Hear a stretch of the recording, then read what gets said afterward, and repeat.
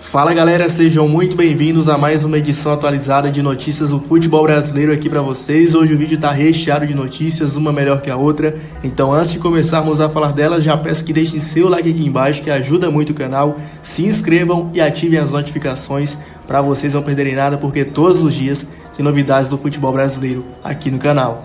E para dar início às notícias, vamos falar do Atlético Paranaense, que acertou com o Galo a contratação do meia Davi Terans. O Atlético Paranaense acertou a contratação do meio uruguaio Davi Terans, que pertence ao Atlético Mineiro e está emprestado ao Peñarol. As negociações entre as partes tiveram um desfecho positivo na última quarta-feira. O jogador já tem um acordo verbal com os dirigentes do Furacão, que espera ter um novo reforço em breve à disposição no elenco. Davi Terans está emprestado ao Peñarol do Uruguai até o fim da temporada, mas de acordo com a cláusula em contrato, os mineiros podem solicitar o retorno em caso de uma proposta que agrade. A negociação deve ser oficializada até o fim de semana e o Peñarol já sinalizou que não vai conseguir cobrir a proposta do Furacão. E então, para você que é torcedor do Furacão, comenta aqui embaixo o que vocês acharam da contratação do meia Davi Terans. Agora é vez de falar do Internacional, que fez uma proposta de 15 milhões por Felipe Jonathan dos Santos. Em busca de um lateral esquerdo, o Internacional fez uma proposta por Felipe Jonathan para a sequência da temporada. A diretoria do Colorado tenta aproveitar a dívida que o Peixe deve pela contratação de Eduardo Sacha, de cerca de 12 milhões, e ofertou mais 3 milhões, totalizando uma proposta de 15 milhões nessa proposta. A proposta do Inter também envolve mais dinheiro ao Santos futuramente. Apesar da atual situação financeira do clube, a dívida do Colorado não deve facilitar o negócio. O motivo é que o lateral esquerdo é o único do setor no elenco do Peixe e tem potencial de mercado futuramente, mas não descarta negociar com o Internacional neste momento. Felipe Jonathan chegou ao Santos a pedido do técnico Jorge Sampaoli. O clube paulista pagou um valor de 6 milhões ao Ceará, onde o lateral esquerdo havia se destacado na temporada anterior.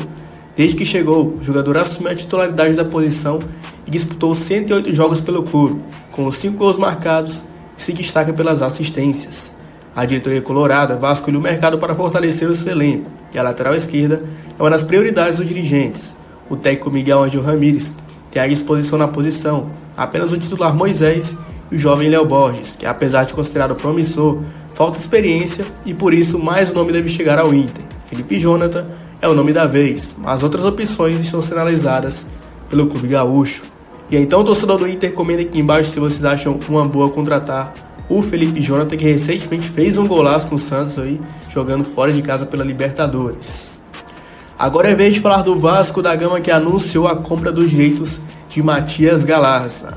O clube pagou 2,6 milhões ao Olímpia para ficar em definitivo com o volante, que estava emprestado, e o novo contrato é válido até 2025. O diretor executivo de futebol do Vasco, Alexandre Pássaro, concedeu coletiva na quinta-feira, e ao cobrir a entrevista, passou a palavra ao presidente Jorge Salgado, que anunciou a contratação de Matias Galarza.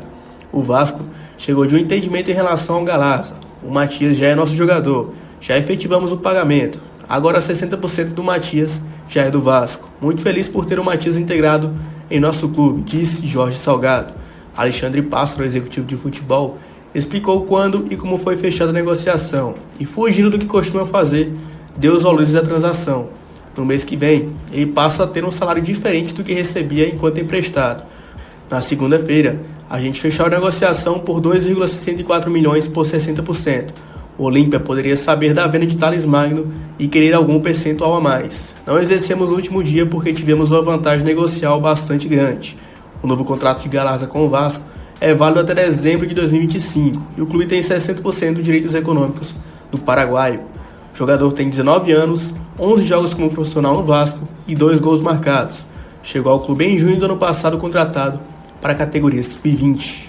Então a notícia boa para o Vasco, que contratou um jovem jogador que vem se destacando bastante, Matias Galarza, que tem apenas 19 anos e tem tudo para ser bem promissor. Agora é vez de falar do Corinthians. O Renato Gaúcho recusou a proposta para ser técnico do Timão. Exatamente. 2 dias após a reunião entre a diretoria do Corinthians e o empresário dele, Renato Gaúcho deu a resposta ao Timão, e ela foi negativa. O treinador alegou que deseja ficar mais tempo com a família e recusou a proposta para comandar o Timão. Em nota oficial, ele detalhou os motivos da decisão. Agora o Corinthians vai em busca de um plano B para comandar a equipe. Enquanto esperava a resposta de Renato Gaúcho, o clube não manteve conversas com outros treinadores. A diretoria alvinegra estava confiante no acerto com o técnico. Ele se mostrou animado com a campanha de torcedores do Timão pela contratação desde a última terça-feira. Nesta quinta, Renato curtiu praia no Rio de Janeiro e manteve contato com os cartolas alvinegros e com seu empresário.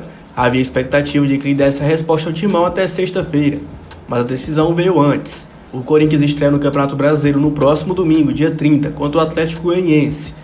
A direção do clube quer encontrar o comandante antes disso.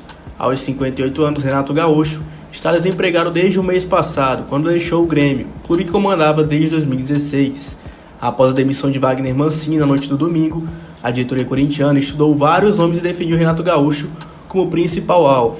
O histórico vencedor, a capacidade de trabalhar com jovens e veteranos e a boa aceitação na torcida foram alguns dos fatores que pesaram forte a favor dele.